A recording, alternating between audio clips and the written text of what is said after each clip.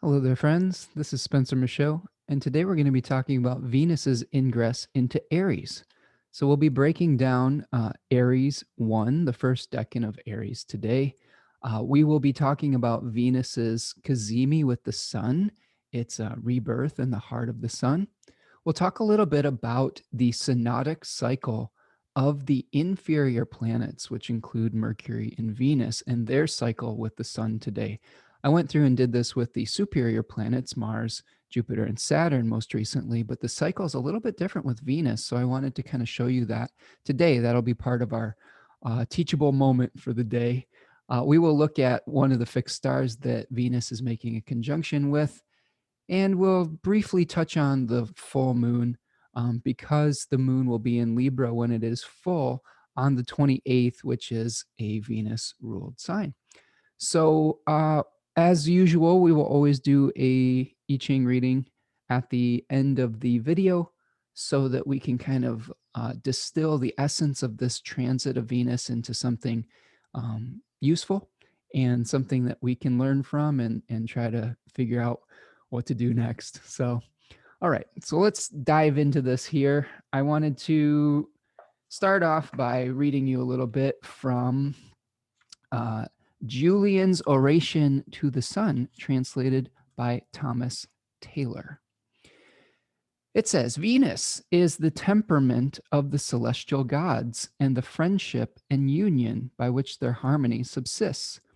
For as she is proximate to the sun, in conjunction with whom she revolves, she fills the heavens with the best temperament, gives fertility to the earth, and is the source of perpetuity of generation of animals. That's a weird word.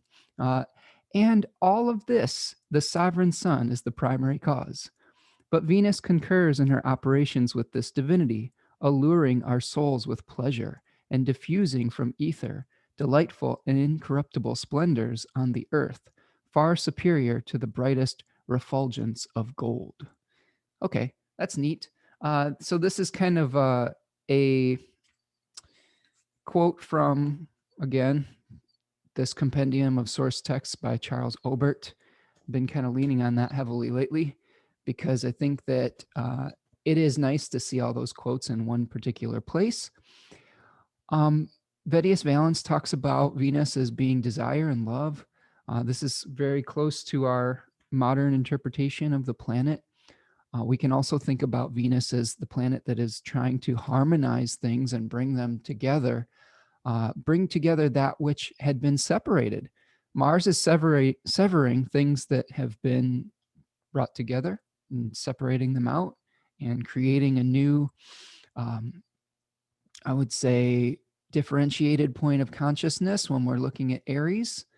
We're also returning something to the earth, separating from a body to rejoin the collective when we see Mars active in Scorpio. Now, Venus is not very comfortable in the sign of Aries. Okay, this is part of the issue we're going to be experiencing here. So let's take a look at our chart and we'll break it all down. All right, so we're looking at the time frame between March the 21st, which is Sunday, 10:16 a.m. Eastern Daylight Time in my time zone here.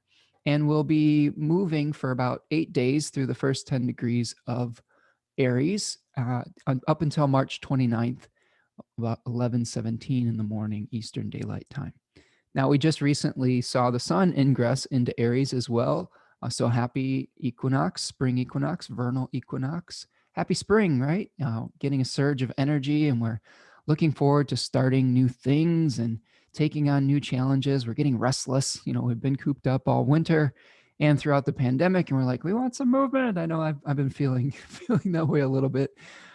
Just have a lot of energy lately. But I'm just trying to direct it into being creative and just staying the course and doing my thing, which the I-Ching speaks to. I always like to give a little foreshadowing in the beginning of the video of what we may experience towards the end here. So Venus is in her exile. So we'll look at one chart here.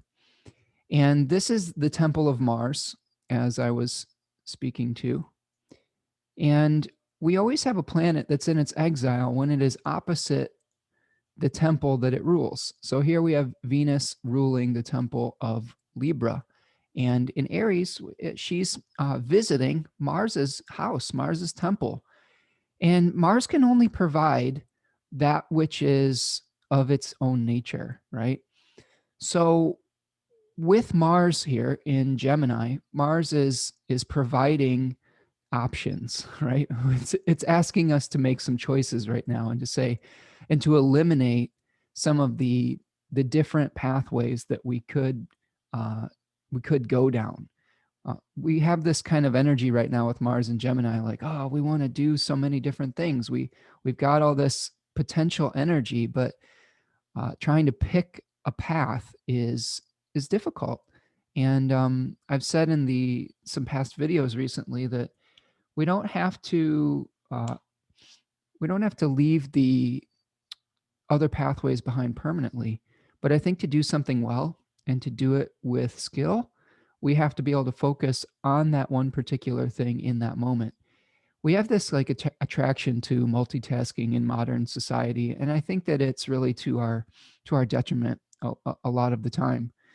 I know for me personally, sometimes I will be able to put on some music if it doesn't have lyrics and be able to work. But if I have if there's a TV or a radio going or other people are talking, I just can't focus and get into that oracular space that I need to get into to do this type of work. And I think that we we live in a society that is filled with noise, and we are constantly scrolling on our phones and looking through social media, and like we have these new apps where we can literally just get on and talk to a million people around the world at once, like through these group calls and group chats. There's always a new Zoom meeting to attend or something of that nature. And I think that right now we're probably feeling the noise aspect of it quite significantly. So that's what Mars is actually providing to the planets that are visiting its temple, this like accelerated static is what I would say. And as I record this, Mars is hanging out on the fixed star Aldebaran at 10 degrees of Gemini. And that fixed star is the eye of the bull of Taurus, which was associated with the spring equinox in the ancient times and ancient civilizations around 3000 BCE. And that fixed star speaks to, integrity. So we may be experiencing a test of our integrity right now, especially with Mars there. If you do get into some conflicts, I think it's really important to fight fair and don't hit below the belt at this point, or you may experience a trial by fire. Now, Venus wants to create harmony, but is being provided all of these martial elements. Think about it. Venus is like moving through Aries. She just got out of Pisces, her exaltation, which she's really happy in. She was given all this oceanic unifying energy where we are all just blending together in this cosmic ocean, and all the boundaries between us were dissolved, and we could just, be in each other's cosmic grace, And now Venus has moved into Aries, and we are attracted to what we like, and we are maybe rejecting and trying to separate from what we don't like. And we are given the implements of war to try to create peace. So with Venus in this decan and in this sign in general, Austin Coppock calls this decan the axe. So it's like Venus has been given an axe and said, "Here you go, Aphrodite. Try to bring these two people together." So you can just imagine. I'm laughing because you can just imagine, beautiful Aphrodite given this large battle axe, and in this case, maybe it is like these really stinging phrases. Maybe she's got these really sarcastic words that she's like, "All right," with Mars and Gemini here. It's like, "All right, Aphrodite, you've got to bring peace, but all you can do is argue about, multiple different perspectives with people. Try to bring peace with that." So you can imagine that she's probably like, "What the hell am I going to do with this?" So that is one thing that I wanted to start out with, saying that Venus is a little bit debilitated right now. That doesn't mean that she can't do her thing.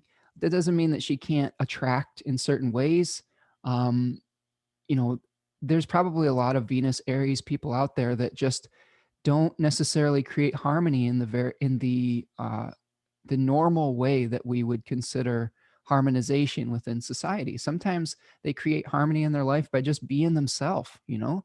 That might be the best way to go with Venus in this particular decan is, hey, you know, just be yourself.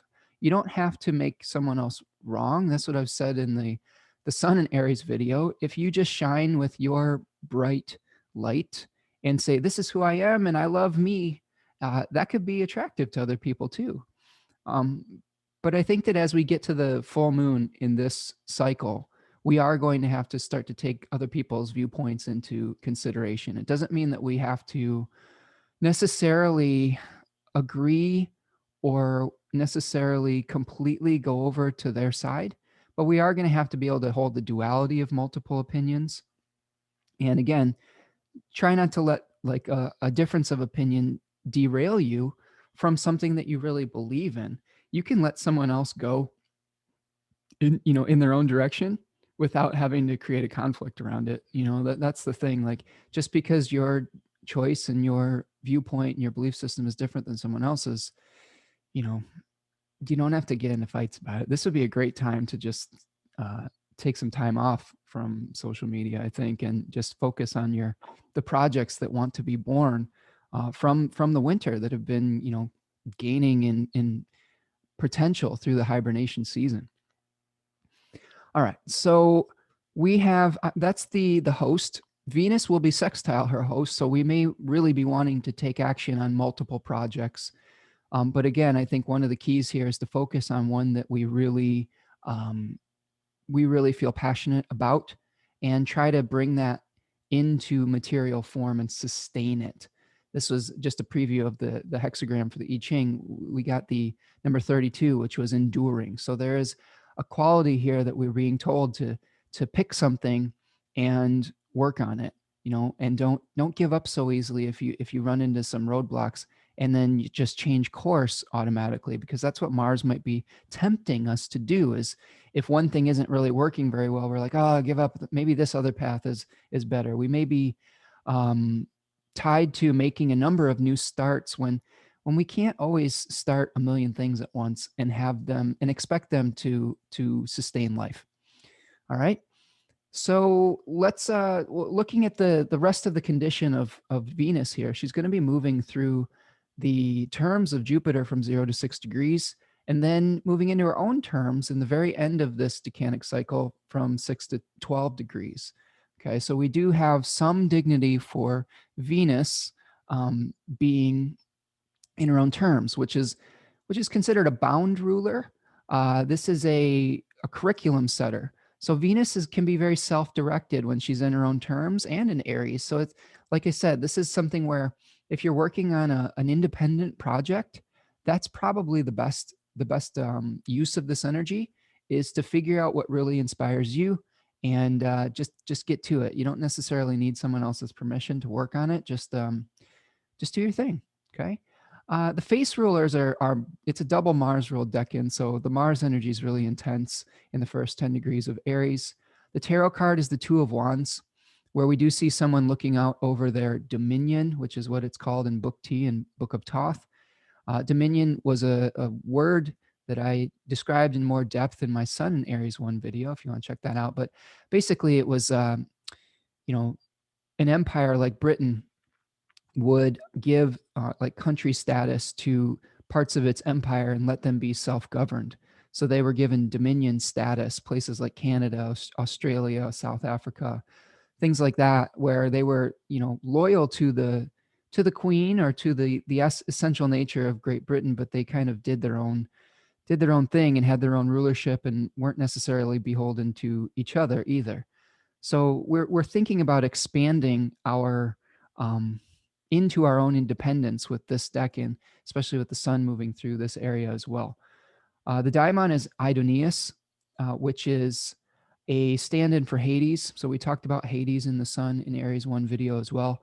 But basically, there's just a lot of yang energy. Remember, Hades was the deity of the underworld that erupted from the earth and sprang up and like took what he wanted and, by force, and then returned to the underworld.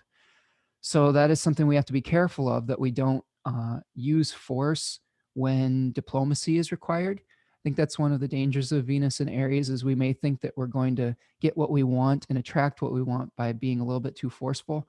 So that's something to consider. There is a fixed star in the first decan of Aries called Scheat, Scheat, at 0 degrees Aries, and we're experiencing that today on the 21st as I record this. Scheat was a fixed star in Pegasus, and it represented independent, headstrong, self-directed action, free thinking, a search for the truth, some kind of self-determined action. So all of these themes that I've been talking about with Venus and Aries 1 are, really animated by being in a conjunction with this fixed star in particular. So we may feel the need to have some really self-directed activities today on the 21st. Okay. The sun is co-present with Venus here. So that is one thing that we are looking at as far as the aspects we're seeing. So the sun's riding, Venus is riding with the king here, and is going to make that conjunction with it very soon. And what I'm going to do after I break down the condition here is I'm going to take you through the synodic cycle of Venus, because I think it's really important, and it's very different than the synodic cycle of the superior planets. So one thing we're looking at here too is we do have sextiles between Jupiter, Saturn, and Venus and the sun, and also sextiles between the sun and Venus and its host Mars. So this is where we are wanting to take action, right? We have all this air, all these ideas fueling this active fire here, and we're kind of like, let's do it. Let's get it. Okay.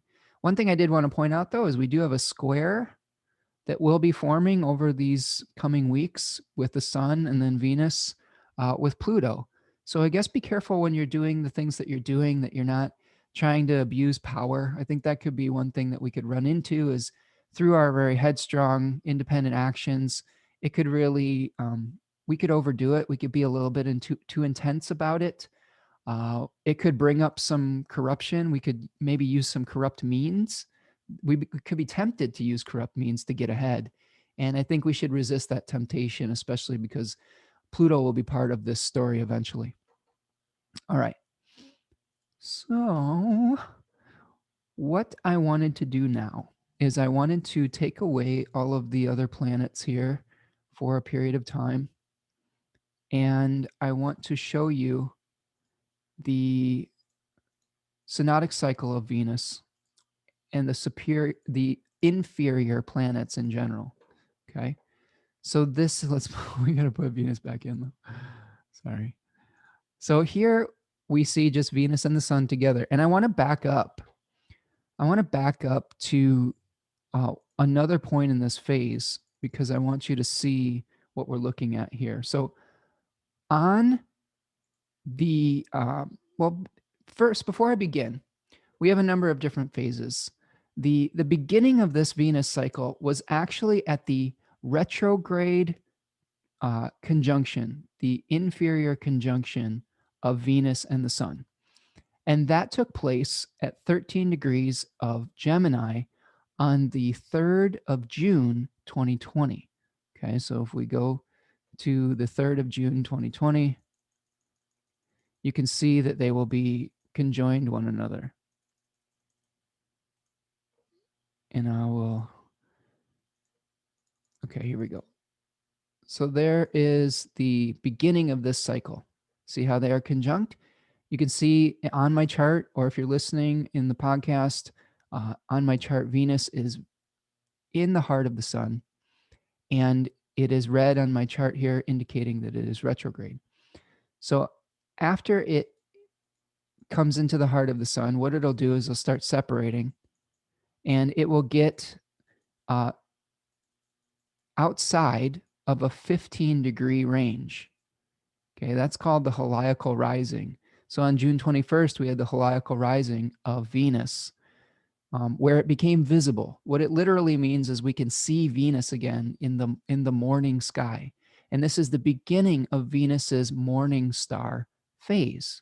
Okay, so on June 21st, 2020, Venus began its morning star phase at 5 degrees of Gemini. So you can take a look at the Gemini area of your chart and say, yeah, there was a new beginning in that area of my life. And it had some Venusian qualities to it, like new relationships, trying to bring harmony to something. And this moment on the 21st of June 2020 was called a point of phasis, an omen that is speaking louder than some other times in the cycle. So go back to your journals. Like, I really encourage anybody who listens to my channel, keep a journal, because you're going to want to go back and look at some of those journal entries to really understand astrology. If you want to become a great astrologer, you have to have a journal, because you will be able to understand the cycles much better by connecting them with events in your life. And keep track of some of the current events in your journal too. You don't have to do everything, but if there's something really important that happens out in the world, write it down, you know? And so that's one point of phasis. There's a number of things here. And this is, as I have been describing so far, this is similar to the cycle of the outer planets, okay, the superior planets. There is a heliacal rising in the beginning of the phase of the superior planets as well with this point. But it starts to become a little different, okay? What we have is now around this period of time, we have the direct station, okay? And the thing to remember with the direct station with Venus and Mercury versus Jupiter and Saturn and Mars is Mercury and Venus never get more than 1 or 2 signs away from the sun. All right. They have this thing called maximum degree of elongation. And that's the maximum degree of arc or arc of distance that they move from the sun. And for Mercury, the maximum degree of elongation is 28 degrees. And for Venus, it's 48 degrees. Now, it doesn't always get to 48 degrees, but usually it gets, at least to 45, between 45 and 48 degrees is the maximum distance you're going to see Venus before it starts to, move back into less distance between itself and the sun. So here we have the direct station, which is another point of phasis on June 25th. And then Venus will keep separating until that maximum degree of elongation. In 2020, we saw this around August the 13th.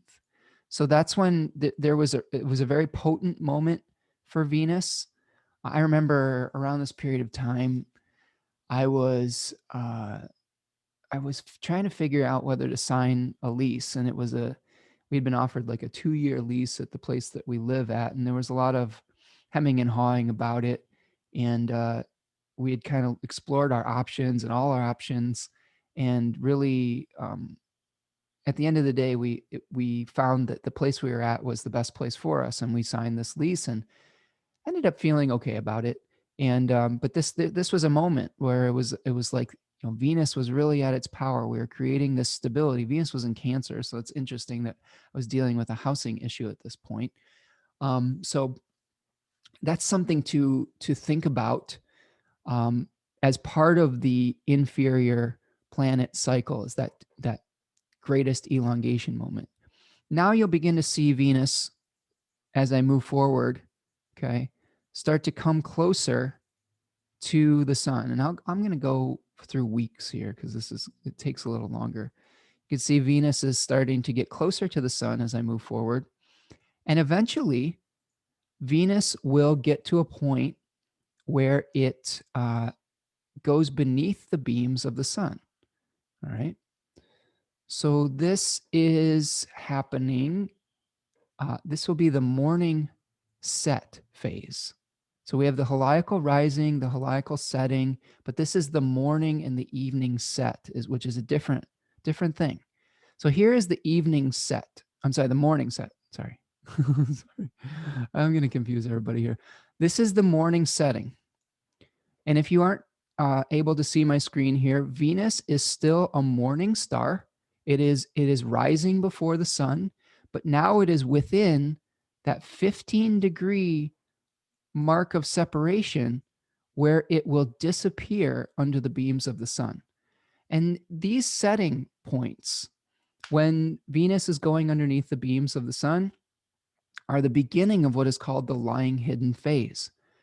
These are points of weakness. When Venus is going underneath the beams, either from the morning set that we have here, setting as the morning star, or in the evening set when it's coming back under the beams as an evening star, it will be a point of weakness. Okay. And I do remember this period of time too. Like, this was a period of time I was having some challenging relationship issues within my domestic sphere. And we had to work really hard to move through that. We were in the doldrums of winter. I think everybody was getting a little tired of being together 24/7. We've worked it out, but that was I remember this, and you know why I remember this? Because I have a journal right here that I went back and I looked at those dates and I was like, what was going on in those dates? And sure enough, there was some really challenging relationship moments that were, speaking to a weakening of the harmony in a particular area of my life.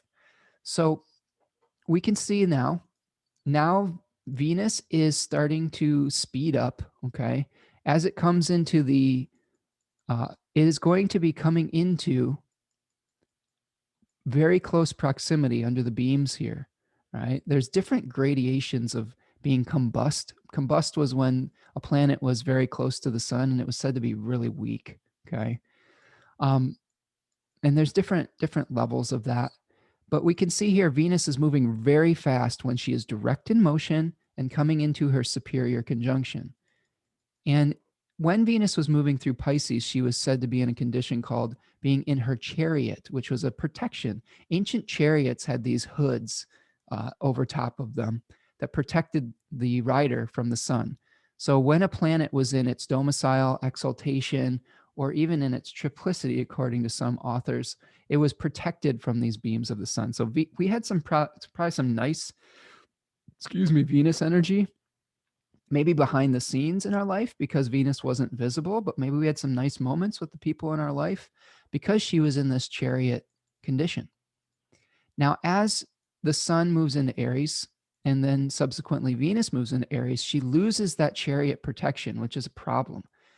Now Venus is being burnt up by a really powerful sun, an exalted sun, and our ability to create harmony is severely debilitated because we are so focused on creating an individual point of differentiation between us and the cosmic womb, or us and the parent plant, or us in some kind of situation that we want to leave through our martial initiative.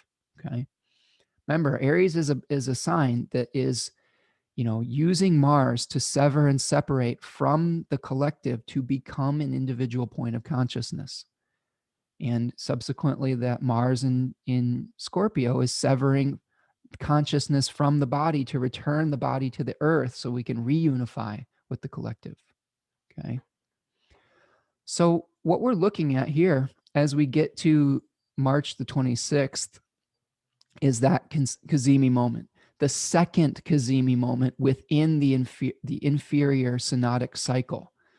So when we have outer planets like Jupiter and Saturn, we only have one conjunction with the sun over the course of a year, basically.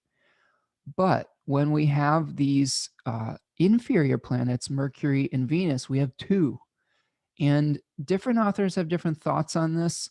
The one that I'm leaning heavily on is Demetra George and her explanation of this in ancient astrology and theory and practice. And she likes to think of the retrograde inferior conjunction of Venus and Mercury as the beginning of the cycle. Now, this may be in its own essence some kind of beginning as well, but it may be a continuation of what we started on the 3rd of June in 2020 at the retrograde conjunction. So I want you to keep that in mind.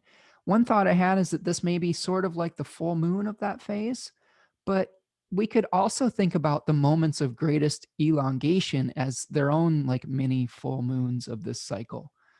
So I don't know.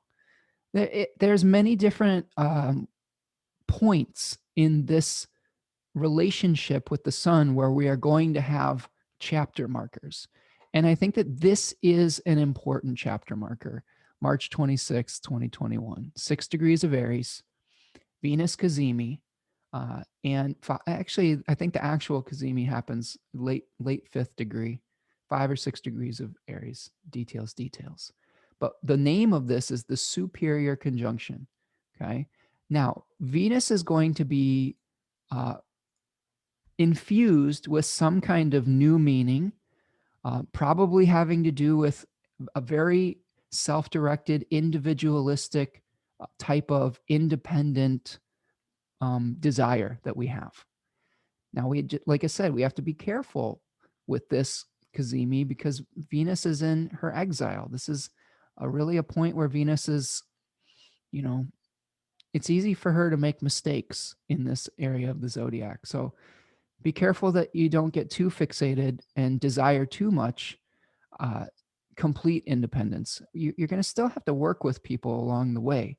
When a little plant is pushing through the soil, like we experience with things in Aries season in the northern hemisphere, it takes a lot of energy, a lot of yang energy to push through the surface and shoot the little stalk and spread its leaves.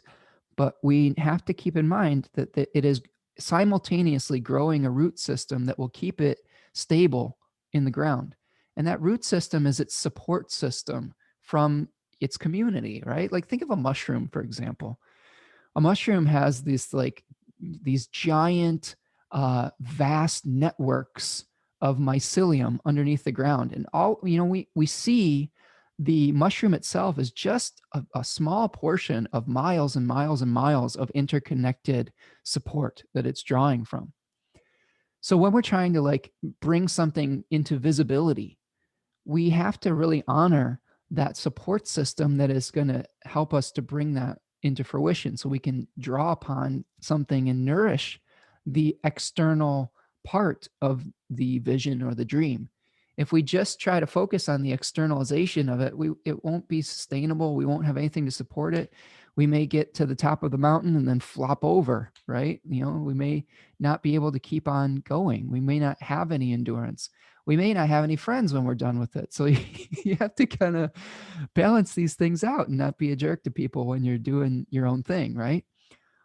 So that's one of my things to think about when we go through this. So let's finish off this cycle because I think that there's some other points that I want you to be aware of.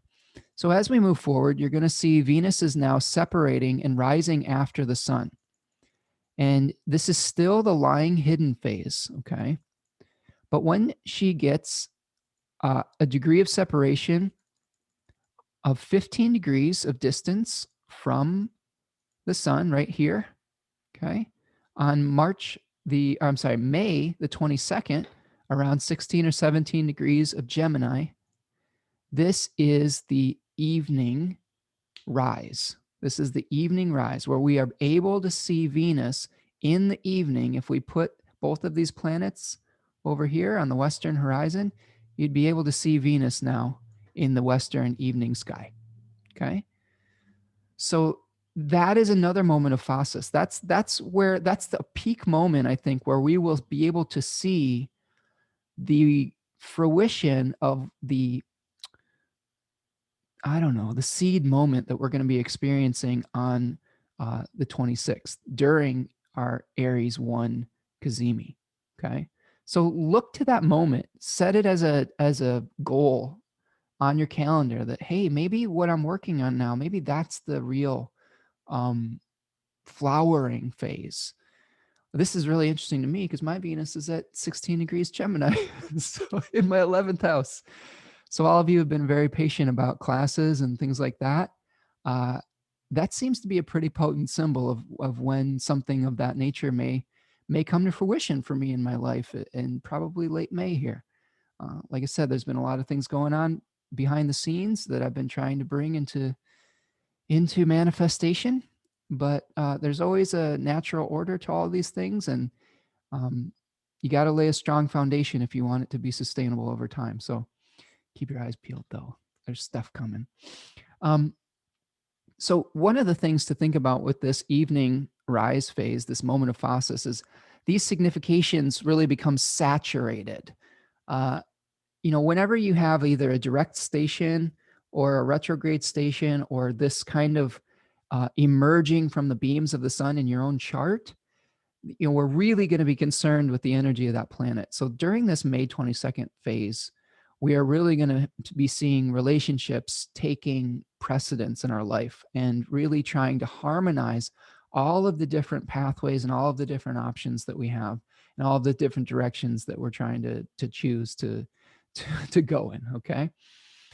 Just one last thing to finish this off. When Venus, if we keep looking at Venus's movement here, Venus will reach its maximum degree of elongation on October the 29th. So this may be a real peak in our cycle here. I'll go in weeks here because it's going to take me forever to keep clicking. So on October the 29th, you'll see that around that time, Venus is going to be at 23 degrees of Sagittarius, and it is separated by about 47 degrees, okay, 47, 48 degrees from the sun. And then it'll start moving back into conjunction with the sun. Eventually, we're going to have a Venus retrograde at the end of the year in Capricorn, right here. There it is on December 19th. And it will start retrograding back into conjunction with the sun. It will go underneath the beams at that is called the Haliacle setting. That'll be a challenging time. A Haliacle setting is probably somewhere around here, around the end of December. Okay. And then it'll go back into its Cazimi, its retrograde Cazimi, and start the process all over again on around January 8th or so. Okay. So that'll be the end of the Venus cycle. And we will see some endings taking place at the end of December in regards to our relationships. But in the meantime, and I'm going to return to now, hopefully that was helpful. If you have any questions about the synodic cycle of Venus, leave me a comment. I'd be happy to help you parse it out. Send me an email, spencermichaud@gmail.com. I also do tutoring work, and I'm very excited about doing that. I love doing that. And I'm going to add in all the planets back in so we can see what we're looking at for just some of the final thoughts here.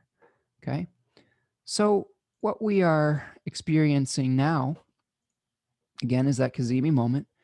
We will also see on the 28th, right after the Cazimi, right after we've been infused with meaning, infusing meaning behind the scenes into Venus, we will see a full moon, okay, at about 8 degrees of Libra. Now, this is interesting because Venus is the host of the moon, or the dispositor of the moon. So this new individual desire that we have, we may need some support. We may actually need to make some sacrifices within our relationship to bring it into fruition.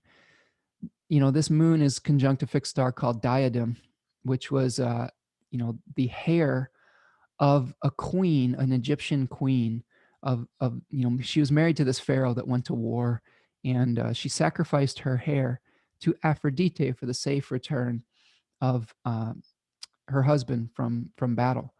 And this was a great sacrifice and symbolizes devotion to a cause, a sacrifice for the collective good. So we're really going to have to be balancing out our self-directed energy and our need to maybe make a sacrifice to bring some balance and harmony into this, because we may be a little bit off balance with this Venus and the sun being in this very self-directed type of situation. Okay. So let's take a look now at the I-Ching and put a bow on it. Okay. So the I-Ching that I got for you was number 32. We had one changing line at the top. And here we see the trigram thunder changing to fire, okay, on top of the trigram wind or wood. There's two names for it, wind and wood, but they're kind of similar. It's a broken line at the bottom.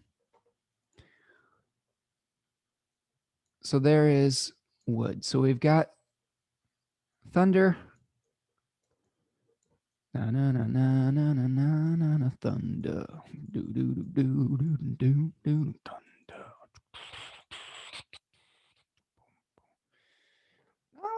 Oh, sorry, getting off track. Thunder. We used to listen to that when I played hockey. I was a hockey player for a long time. And that's one of the songs that we listened to, Thunderstruck by AC/DC. We'd come out and skate to that. And you'd hear this, like, screaming falsetto, "You've been thunderstruck." You'd get all hyped up skating around. It was fun.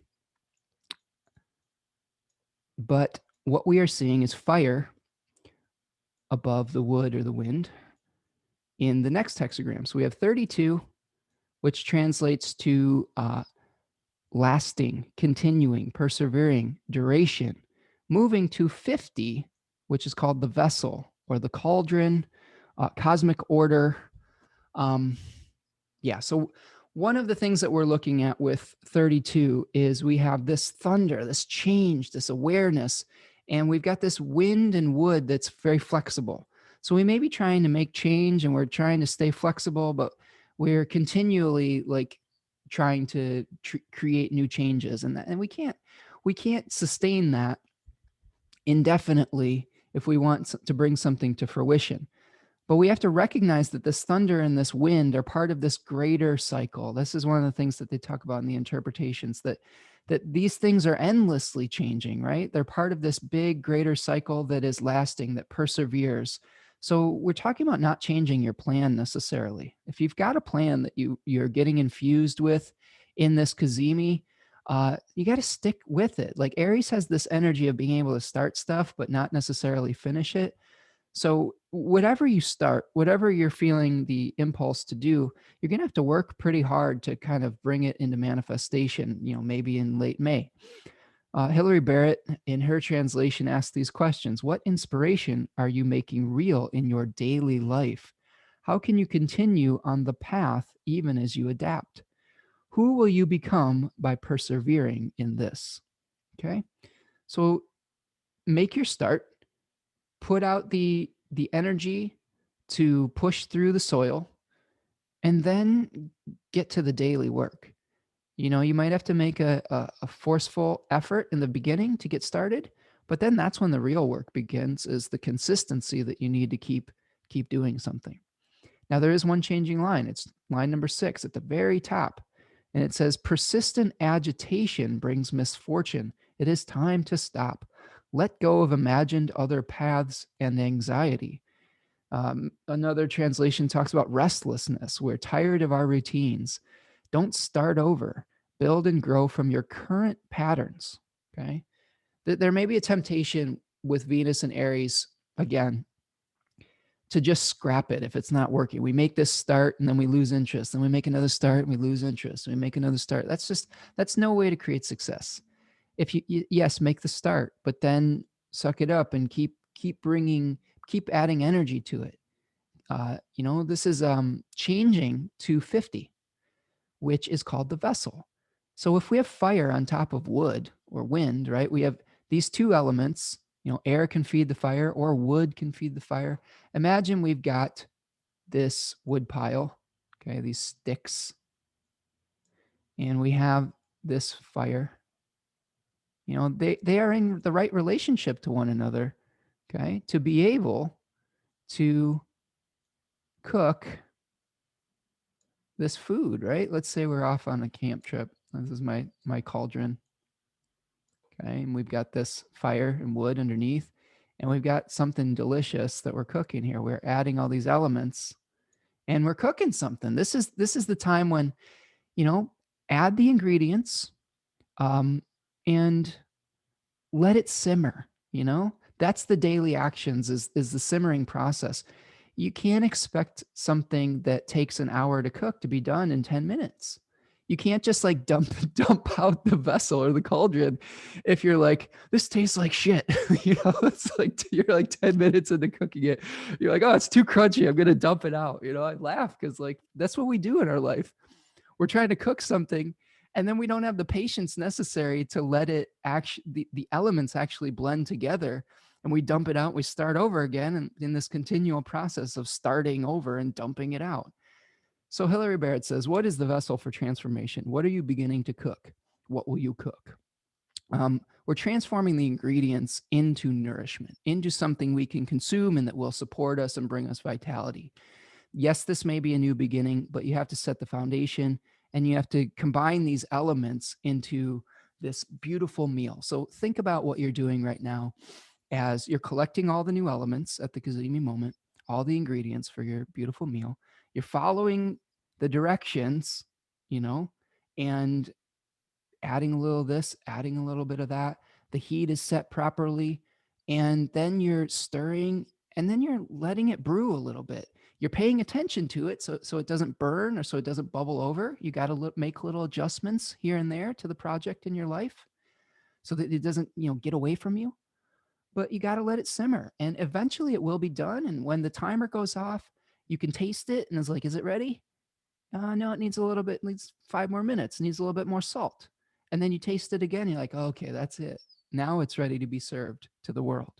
So whatever you're working with in the next few weeks here, be patient with the process, let it simmer, pay attention daily to your project, and let's start cooking with gas. That's what I think. I love that phrase. It's like we're cooking with gas now, because we're probably really feeling inspired to get to work on our chosen self-directed project. So I hope that you're doing well with those things, and I'm here cheering you on from the sidelines. Let me know what you're working with and what you're starting to simmer and what is brewing in the cauldron of your life. And let's be these wonderful chefs, these 5-star Michelin chefs together, and bring something delicious to the world. Okay, like Venus brings something worth consuming, and that we can reveal out into the world, maybe in the later springtime. Okay. All right, everyone. That's what I've got for you today. Thank you so much for hanging out with me and for continuing to be a part of the conversation with these videos. Leave me a comment. Tell me what's going on with you in your life. If you like these videos, one thing you can really do to help me out is hit that like button. Make sure you're subscribed to the channel if you're new around here. Hit that notification bell because I'm cranking out videos faster than I can email my list. I don't want to blow you up with emails like every 2 days. So I'm only emailing my list about once a week. So if you want to get these videos in real time, hitting the bell is the good way to go. If you want to make a donation to the work that I do, I have a page on buymeacoffee.com. I am drinking a lot of yerba mate tea in my Upper Peninsula Moose mug, Upper Peninsula of Michigan. That's where I got this. I love this mug. So I'm drinking the wisdom of the ancestors and of grandfather and grandmother energy here. That's some of the significations with moose. Cheers to all of you who have been buying me a coffee and mate. Thank you. That is a great way to buy me the gift of oracular space so that I can do this work without having material reality knocking at my door all the time. I am trying to keep these videos free for the most part, and to have a model that will allow the most amount of people access to my videos, and your donations and support really are helping me to do that. So thank you very much, and thank you for your support. So that's what I've got for you today.